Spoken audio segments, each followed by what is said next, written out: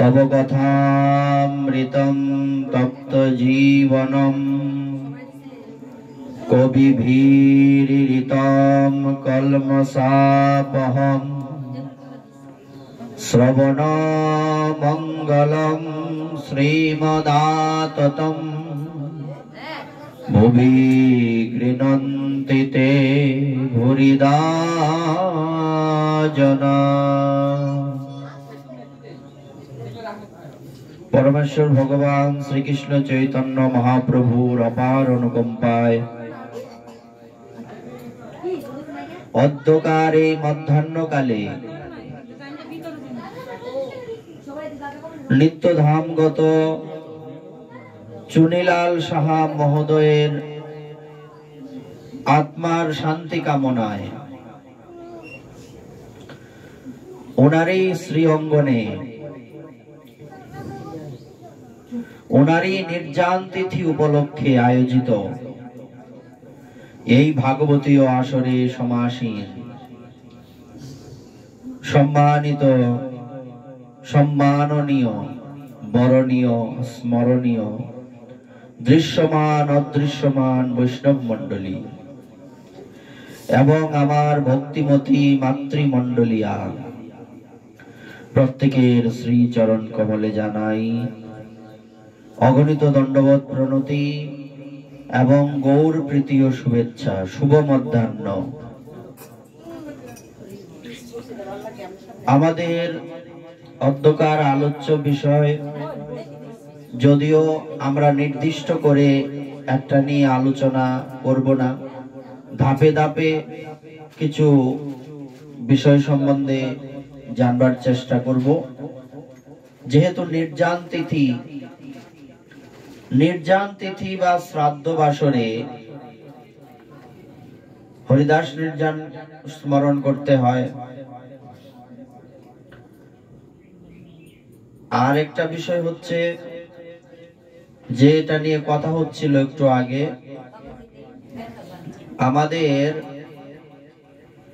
কেউ যদি দেহ রাখে বা দেহ রক্ষা করে বা আমাদের সাধারণ ভাষ্য অনুযায়ী মারা যাওয়া যাকে বলে, যদি কেউ মারা যায় তাহলে তার নামের সাথে কি যুক্ত করা উচিত? যেমন জীবিত অবস্থায় জীবিত ব্যক্তির নামের সাথে শ্রী যুক্ত করা হয়, শ্রী, কিন্তু মারা গেলে শ্রীযুক্ত করা হয় না। কেন হয় না আমরা কখনো ভেবেছি? আমরা কিন্তু ওই ছেলেবেলার থেকে জানি জীবদ্দশায় কোনো ব্যক্তির নামের সাথে শ্রী যুক্ত করা হয়, কিন্তু পরবর্তীতে করা হয় না। আবার দেখা যায় মৃত্যুর পর করা হয় না, এটা ঠিক, কিন্তু কোন সাধুগুরু বৈষ্ণবের নামের সাথে ঠিকই দেহ রাখার পরেও শ্রীযুক্ত করা হচ্ছে। এইরকম বৈষম্য কেন? এরকম প্রশ্ন তো আমাদের মনে আসা উচিত। যিনি একজন সাধু, ইনিও তো আমার মতো রক্ত মাংসের গড়া শরীর, তো উনি দেহ রক্ষা করার পর উনি চলে গেলেন, তাও ওনার নামের সাথে শ্রীযুক্ত থাকছে, অন্যদের বেলায় থাকে না কেন? বা দিলেই বা দোষ কোথায়? শ্রীযুক্ত করা হলে এই বা সমস্যা কোথায়? এইগুলি কিন্তু আমাদের অবশ্যই ধারণা থাকা উচিত। কিরকম একটা একটা করে আমরা একটু সমাধান করার চেষ্টা করি। মৃত্যুর পরে শ্রীযুক্ত কেন করা হয় না, বা আগে কেন করা হয়? আগে এই প্রশ্নটার উত্তর আমরা জানি। একটু এদিক সেদিক না তাকিয়ে একটু ফোকাসটা ভাগবতের দিকে দিন, একটু কষ্ট করে এদিক ওদিক তাকাবেন না, আর মুখটা একটু কষ্ট করে বন্ধ রাখুন। জয় রাধে। আপনারা কষ্ট করে মুখটা বন্ধ রাখবেন আর এরকম এরকম করবেন না। এটা কিন্তু ভাগবতের সবচেয়ে একটা বিশৃঙ্খল পরিস্থিতি। মনে হয় ভগবান আসুক, আপনারা নড়বেন কেন? আপনার জায়গায় আপনি স্থির থাকবেন। এই জন্য তো পরে একটা প্রশ্ন করলে উত্তর দিতে পারেন না। রাস্তাঘাটে হোক, কোন বাড়িতে কেউ আসুক, জিজ্ঞাসা করুক তুমি এটা কেন করো, এইভাবে কেন, ওইভাবে কেন নয়, কইতে কইতাম না, গুছায় কইছে লিখে করি। কিন্তু গুছায় যে এটাও কয়ে দিছে যে কিভাবে করা উচিত, কেন করবে এটা আর মনে নাই। কেন দিদি কি বিপদ, এটা কখনোই করবেন না। ফোকাসটা ভাগবতের দিকে রাখুন। আজকের যে বিষয়টা নিয়ে আমরা কথা বলছি এটা খুব গুরুত্বপূর্ণ একটা বিষয়, নতুন একটা বিষয়। যদি একটু মন দিয়ে না শুনেন বুঝতে পারবেন না। আচ্ছা, তো শ্রীযুক্ত সম্বন্ধে আমরা বলছি। শ্রী শব্দের অর্থ কি আমরা পড়ছি না? শুধু কি সুন্দর, অনেক কিছু পড়ছি না? স্বাভাবিক অবস্থায় শ্রী শব্দের অর্থ সুন্দর। যিনি জগতেই নেই তার আর সৌন্দর্য কোথায় আছে? কি যিনি চলে গেলেন ওনার সৌন্দর্য কোথায়? ওনারও একটা সৌন্দর্য আছে। এই জগতে যিনি ভালো কর্ম করে গেছেন, আশেপাশের মানুষ কি বলে, অমুক খুব ভালো ছিল, এটা কি তার সৌন্দর্য না? সৌন্দর্য কিনা? তাহলে মৃত্যুর পরেও তো সৌন্দর্য থাকলো।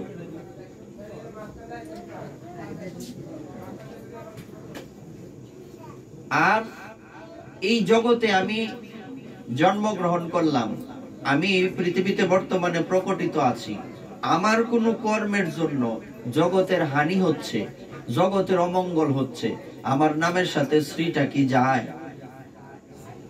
আপনাদের কি মনে হয় যায়? এমনিতে নামের সাথে যাই দেখ আর না দেখ, শ্রী কিন্তু তার নামের সাথে কর্মে যাচ্ছে না, নিয়ম রক্ষার নামে যাচ্ছে। আমি এই পৃথিবীতে এসেছি আমার সৌন্দর্য কিসে? আমার আচার, আমার ব্যবহার, আমার ভক্তি, আমার বিশ্বাস, আমার শ্রদ্ধা, জগৎকে আমি কি দিয়ে গেলাম? আমরা এই পৃথিবীতে প্রত্যেকেই এই জগৎকে কিছু দেওয়ার জন্য আসছি।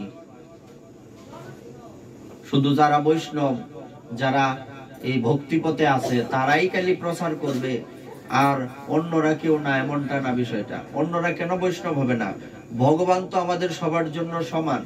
ভগবান তো এরকম নির্দিষ্ট করে দেননি, এমন তো বলে যাননি অমুক বৈষ্ণব আর তমুক বৈষ্ণব না, বৈষ্ণব হতে পারবে না, তার এই সময় তার বৈষ্ণব হওয়ার দরকার নাই। এরকম কি কোনো বিধান আছে? এই পৃথিবীতে ভগবান সবাইকে একই শক্তি দিয়ে পাঠিয়েছেন, একই বুদ্ধি দিয়ে পাঠিয়েছেন, শুধু এটা কাজে লাগাতে হবে। এবং সবার জন্য একটাই নিয়ম, ভারত ভূমিতে মনুষ্য জন্ম হইল যার, জন্ম সার্থক করি কর পর উপকার। এটা হচ্ছে মহাপ্রভুর শিক্ষা। আমরা এই ভারত ভূমিতে যারা জন্মগ্রহণ করেছি তারা অত্যন্ত সৌভাগ্যবান। ভাগ্যবান না? মানব জন্ম পাওয়াটা ভাগ্যের ব্যাপার, কিন্তু ভারত ভূমিতে মানব জীবন পাওয়াটা হচ্ছে সৌভাগ্যের ব্যাপার। ভাগ্য আর সৌভাগ্যের মধ্যে পার্থক্য কি? ভাগ্যের থেকে সৌভাগ্যটা আর একটু উপরের লেভেলের। সৌভাগ্য, ভাগ্য, ভাগ্য, ভাগ্য, লোকটার ভাগ্য ভালো, খুব ভালো ভাগ্য তার, সৌভাগ্য কি, সৌভাগ্য নিয়ে জন্মগ্রহণ করছে, বিষয়টা কিন্তু অনেক পার্থক্য। সর্বপ্রথম ভাগ্য হচ্ছে আমরা এত এত জন্ম ঘুরার পরে একটা সুন্দর মানব জন্ম পেয়েছি, এটা হচ্ছে প্রথম, এটাকে বলে ভাগ্য। আর ভারত ভূমিতে জন্মগ্রহণ করেছি, এটা হচ্ছে সৌভাগ্য। আর ভারত ভূমিতে জন্মগ্রহণ করে যদি আমি ভগবানের ভজন করি তাহলে মহা সৌভাগ্য। আর যদি এই ভারত ভূমিতে জন্মগ্রহণও করেছি, ভগবানের ভজনও করছি, আবার এই ভজনটা জগতে প্রচারও করে যাচ্ছি, এটা হচ্ছে মহা মহা সৌভাগ্য। ভিন্নতা রয়েছে না? যেমন কোনো কিছু রান্না করলে হয় খাবার, সাধারণ খাবার, আর যদি আমাদের যা শাস্ত্রে যেটা বলা আছে যে এটা খাওয়া যাবে, এটা খাওয়া যাবে না, এই যে যদি আমরা নিরামিষ রান্না করি ভগবানের জন্য, শুধু ভগবান ছাড়া রান্না করলে কি হয়, খাবার। যখন ভগবানের জন্য রান্না করা হয় তখন কিন্তু খাবার কি বলে না, ভোগ। ভোগ বলে কিনা? আমানিয়া, দুটো শব্দ, প্রসাদী আর আমানিয়া। আমানিয়া মানে এখনো পর্যন্ত যেমন এখানে রান্না হচ্ছে, রান্না করে যে দ্রব্যগুলি যে এক জায়গায় জড়ো করা হচ্ছে না, রাখা হচ্ছে না, এগুলি কি প্রসাদ? এগুলি হচ্ছে ভোগ হবে। যখন ভোগটা থালায় সাজানো হবে, থালায় সাজানোর পর এই দ্রব্যগুলি থালায় সাজানোর পর এটা হবে ভোগ। আর আগে যে বিভিন্ন পাত্রে আছে এটা হচ্ছে আমানিয়া দ্রব্য, আমানিয়া রন্ধন করা দ্রব্য। আর এটাই যখন ভগবানকে ভোগটা লাগানো হবে, মানে নিবেদন করা হবে, নিবেদন করলে হবে প্রসাদ। আর এই ভোগটা যখন কোনো বৈষ্ণব সেবা করবে ওইটা হবে মহামহাপ্রসাদ। বুঝা গেল? প্রসাদ, মহাপ্রসাদ, মহামহাপ্রসাদ, তিনটা ভিন্নতা রয়েছে। যখন ভগবান সেবা করেন সেটা হয় প্রসাদ। ভগবানের পর যখন ভগবানের পর আমরা গুরুদেবকে নিবেদন করি না, করি কিনা, তখন এটা হয় মহাপ্রসাদ। আর ওইটা যখন আবার আরো আপামর বৈষ্ণব সবাই পান তখন এটা হয় মহামহাপ্রসাদ। আর যেখানে প্রসাদটা দেওয়া হয় ওই জায়গাটাকে বলে আনন্দবাজার। যদিও ওই পুরীতে যেখানে প্রসাদ দেওয়া হয় ওইটাকে আনন্দবাজার বলে। যেহেতু প্রসাদ দেওয়া হয় আনন্দবাজারে, তাই বলা হয় যে যেখানে প্রসাদ দেওয়া হয় ভগবানের এটা আনন্দবাজার, আনন্দবাজার বলে উল্লেখ করা হয়, বলা হয়। এটা বললে ক্ষতির কিছু নাই। তো এর ভিন্নতা আছে না?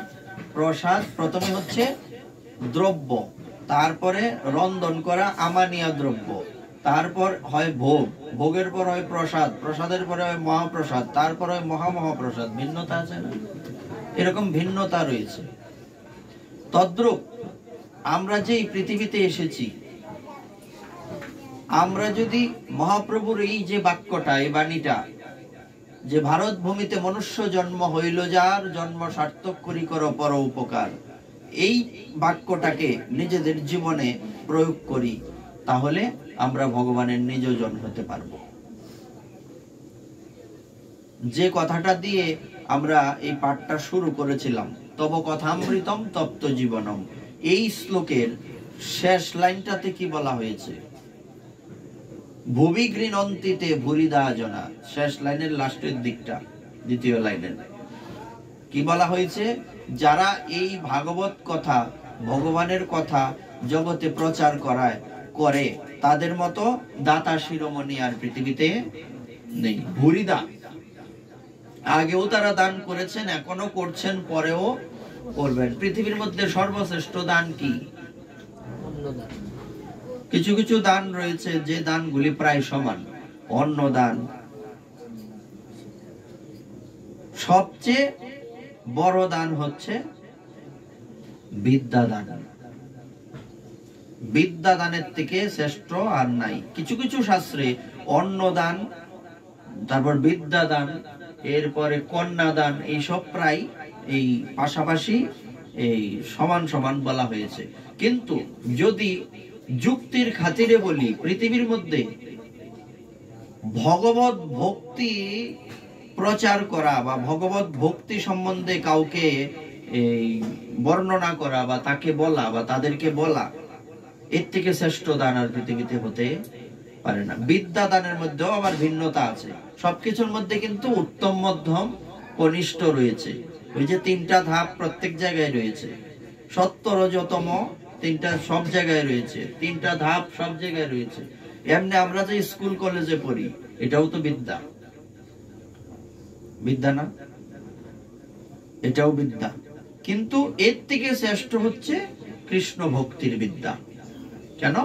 কারণ কৃষ্ণ ভক্তি লাভ না করতে পারলে আপনার আমার যত বিদ্যাই থাকুক না কেন, এই বিদ্যার কোনো মাহাত্ম্য আছে কি? কেন নেই? কারণ এই বিদ্যা আপনার আমার সাথে যাবে না। আপনার আমার সাথে কৃষ্ণ ভক্তি নামক বিদ্যাটাই যাবে। রামানন্দ রায়কে মহাপ্রভু প্রশ্ন করেছিলেন, আচ্ছা রামানন্দ, একটা কথা বলো, বিদ্যা মধ্যে কোন বিদ্যা সার? প্রভু কহে, বিদ্যা মধ্যে কোন বিদ্যা সার? রাই কহে, কৃষ্ণ ভক্তি বিনা বিদ্যা নাহি আর। এই পৃথিবীর মধ্যে শ্রেষ্ঠ হচ্ছে কৃষ্ণ ভক্তির বিদ্যা। আমরা যে এখন বর্তমানে স্কুলে আছি, এখন বলতে পারেন যে আমি হয়তো শিক্ষকতা করতেছি, এটা ঠিক না। আমিও এখানে ছাত্র। এখানে শিক্ষককে ভগবান ব্যাসদেব। এই আসনটাকে কি বলে? এটা চেয়ারেই হোক, যে আসনের, যখন ভাগবতের আসন দেওয়া হয়, এটা হচ্ছে ব্যাসাসন। এটাকে ব্যাসাসনই কেন বলা হয়? কারণ এখানের শিক্ষক হচ্ছেন ভগবান ব্যাসদেব। আমরা হচ্ছে সকলেই ওনার বিদ্যার্থী। আমরা সকলেই ওনার বিদ্যার্থী। সুতরাং কেউ যদি মনে মনেও ভাবে যে আমি এখানে শিক্ষা দিতাছি, আমি যদি ভাবি যে আমি এখানে শিক্ষা দিতাছি, এটা আমার মূর্খামি হবে। শিক্ষা দেওয়ার ক্ষমতা এই পৃথিবীতে কারো নাই, একমাত্র ভগবানের আছে।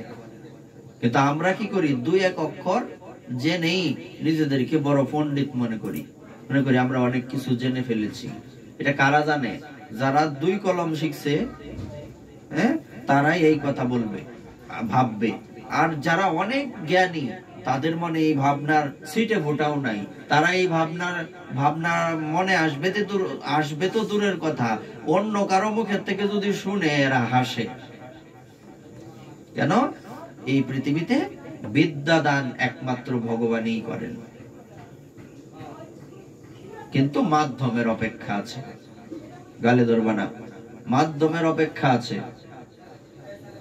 তারপর যেটা নিয়ে আমরা বলছিলাম, শ্রীযুক্ত। কখন শ্রীযুক্ত হচ্ছে? আমি এই পৃথিবীতে আছি, কিন্তু আমার কর্মকাণ্ড ভালো না, আমার নামের সাথে শ্রীযুক্ত হওয়া মানে এটা প্রহসন নয় কি? লজ্জাজনক কিনা? কিন্তু যখন আমি পৃথিবীতে আছি এবং জগতের কম বেশি উপকার করছি কোনো না কোনো দিক থেকে, সবার সাথে আচরণ ব্যবহার ভালো করছি, মোটামুটি সবাই ভালো বলছে, যদিও একজন ব্যক্তি সবার কাছে ভালো হয় না, সেটা একজন ভক্ত, সাধারণ মানুষ সবার কাছে ভালো হয় না। কাদের কাছে ভালো হয় না? যারা অভক্ত তাদের কাছে ভক্ত ভালো না, কিন্তু যারা ভক্ত তাদের কাছে তো ভক্ত ভালোই, তাই নয় কি? এটা আলাদা বিষয়, এটা আমাদের ধর্তব্য বিষয় নয়। তো এই জগতে আমি আসলাম, আমার কর্মকাণ্ডে জগতের কোনো উপকার হলো না, বরঞ্চ ক্ষতি হলো। আমার নামের সাথে শ্রী শব্দটা যায় না, এটা লজ্জা। আমার নামের সাথে শ্রীর বিপরীত যদি কিছু থাকে, এটা দেওয়া উচিত। আর যদি আমার কর্ম এই জগতে ভালো কিছু বয়ে আনে, ভক্তির কথা বলছি না, সাধারণ অনেক মানুষ আছে না, যে অমুক খুব ভালো ছিলেন, কারোর সাথে খারাপ ব্যবহার করেননি, এই টাইপের যারা, এবং এই সবাইকে যথাযথ মানে বাজে ব্যবহার না, উগ্র মেজাজ না, ব্যবহার ভালো, সব দিক থেকে ভালো, এদের কথা বলছি। এটা হচ্ছে একটা স্তর। দ্বিতীয় স্তর হচ্ছে যখন ওই যে একই কথা আবার আসবে ঘুরে ফিরে। দ্বিতীয় স্তর হচ্ছে যখন সে তার এই সৌন্দর্যকে ভগবত ভজনে কাজে লাগাবে, এটা হবে দ্বিতীয় পার্ট। আর তৃতীয় পার্ট কি হবে? অতি উত্তম কোনটা হবে? অতি উত্তম সেটাই হবে যখন ইনি যেটা করছেন এটা জগৎকে শিক্ষা দিচ্ছেন, এটা হচ্ছে অতি উত্তম স্তর। এই জন্য দেখবেন বড় বড় সাধু মহাপুরুষদের নামের সাথে শ্রী একটা না দুইটা করে লাগানো হয়। মনে হয় আমরা কিছু কিছু বুঝতে পারছি। দুইটা কেন লাগানো হয়েছে? ওই যে প্রসাদ, মহাপ্রসাদ, মহাপ্রসাদ, তদ্রূপ ভালো ব্যক্তির নামের সাথে শ্রী যাচ্ছে। তাহলে যিনি এই জগতে বিশেষ কর্ম করে গেছেন বা করছেন, ওনার নামের সাথে শ্রী শ্রী যুক্ত করা হচ্ছে। আমরা আমাদের মন্দিরের নাম কি বলি? শ্রী শ্রী লোকনাথ ব্রহ্মচারী বাবার আশ্রম। শ্রী শ্রী কেরে, উনি কোন সাধারণ ব্যক্তি না। এবার বোঝা যাইতেছে তো কিছু? হ্যাঁ, তাইলে আমরা এবার বুঝলাম যে শ্রীযুক্ত কি জিনিস। এই জন্য দেখবেন আমি অনেককে দেখেছি ভক্ত, কিন্তু শুধু নামটা লিখেছেন, শ্রীযুক্ত করেননি। উনি যখন বলেন, এখন আমি যদি আমার নামটা বলি, কখনো শ্রীযুক্ত করে বলবো না, বা বলা উচিত নয়। আপনি যখন আপনার নামটা বলবেন, শুধু নামটাই বলবেন, কারণ আপনি শ্রীযুক্ত করার কি আপনার নামের সাথে? শ্রীযুক্ত তো অন্য লোকেরা করবে, তাই নয় কি? যেমন যদি কেউ জিজ্ঞাসা করে আপনার নাম কি, বিয়েতে ব্যানারে কি নাম দেব, নাম একটা বলি, তো এই নামের সাথে আর অনেক কিছু তারা লাগাই দেয়, ভক্তপ্রবর, অমুক তমুক, এটাকে আমি কই দিছি, এটা তো বলে দেওয়া হয় না। ভক্তপ্রবর, পরম ভাগবত, এই সেই কত কিছু লাগায়। এগুলি কেন লাগায়? এটা তারা বুঝে হয়তো ওই ব্যক্তিটা ভক্ত, সে ভাগবত প্রবক্তা ইত্যাদি, যে কারণে তার নামের সাথে এই সব শব্দের যোজনা করা হচ্ছে। তাহলে দেখুন, মৃত্যুর পরেও শ্রীযুক্ত থাকছে কাদের নামের সাথে? যারা জগতের জন্য কিছু করে যাচ্ছে। লোকনাথ বাবা গেছে কবে, কত কত বছর আগে, কয়েকশো বছর হয়েছে। ওনার নামের সাথে শ্রী শ্রী কি কাটটা দিছি আমরা? কোন কারোর বাপ দাদার ক্ষমতা আছে যেটা নামটা কাটটা দিব? কেন শ্রী? এই জন্য শ্রী। অথচ একজন সাধারণ মানুষ মারা গেলে কিন্তু শ্রী দেওয়া হয় না, তখন কি দেয়? স্বর্গীয় লেখে, যেটা নিয়ে আমাদের শুরুটা হয়েছিল। কখনোই কারো নামের সাথে স্বর্গীয় লেখা উচিত নয়। কেন উচিত নয়? প্রথম কারণ হচ্ছে, সে স্বর্গে গেছে না কোথায় গেছে আমি জানি না।